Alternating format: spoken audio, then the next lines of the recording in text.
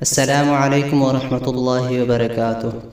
میرے پیارے بھائیوں، آج میں مسواک کے بارے میں کچھ باتیں کرنا چاہتا ہوں جو کہ انبیاء علیہ السلام کی سنتوں میں سے ایک بہت بڑی سنت ہے اور نماز کو قیمتی بنانے میں بہت مؤثر ہے۔ چنانچہ حضرت عائشہ صدیقہ رضی اللہ تعالی عنہا سے روایت ہے کہ رسول اللہ صلی اللہ علیہ وسلم نے ارشاد فرمایا، وہ نماز جس کے لیے مسواک کی جائے، اس نماز کے مقابلے میں جو بلا مسواک کی پڑھی جائے 70 گنی فضیلت رکھتی ہے۔ میرے محترم بھائیوں، جب کوئی بندہ مالک الملک اور احکم الحاکمین کی درباری عالی میں حاضری دینے اور نماز کے ذریعے اس سے مخاطبت کا ارادہ کرے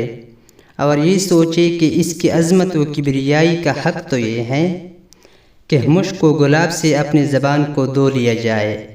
اس کے بعد اس کا نام لیا جائے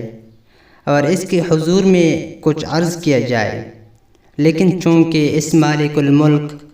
اور حاکم الحاکمین ذات نے اپنی عنایت و رحمت سے صرف مسواک ہی کا حکم دیا ہے، اس لیے ہم بھی صرف مسواک ہی کرتے ہیں۔ بہرحال جب کوئی بندہ اللہ تعالی کی عظمت کے اس احساس اور ادب کے اس جذبے سے نماز کے لیے مسواک کرے تو وہ نماز اگر اس نماز کے مقابلے میں جس کے لیے مسواک نہ کی گئی ہو 70 یا اس سے بھی زیادہ درجے افضل قرار دی جائے تو بالکل حق ہے، کیونکہ یہ سارے انبیاء علیہ الصلاۃ والتسلیمات کی سنتوں میں سے ایک سنت ہے۔ کیونکہ ایک اور جگہ حضرت ایوب انصاری رضی اللہ تعالی عنہ سے روایت ہے کہ رسول اللہ صلی اللہ علیہ وسلم نے فرمایا، 4 چیزیں پیغمبروں کی سنتوں میں سے ہیں، ان میں سے ایک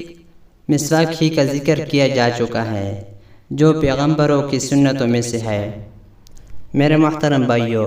ویسے بھی ہم نماز کے لیے وضو کرتے ہیں تو اس کے ساتھ اگر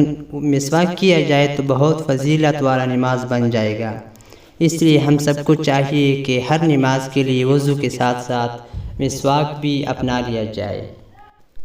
اور یہ بات دوسروں کو بھی پہنچایا جائے، کیونکہ اچھی بات سننا پھر دوسروں کو پہنچانا یہ تبلیغ ہی کے زمرے میں آتی ہے۔ اللہ تعالی ہم سب کو عمل کرنے کی توفیق عطا فرمائے۔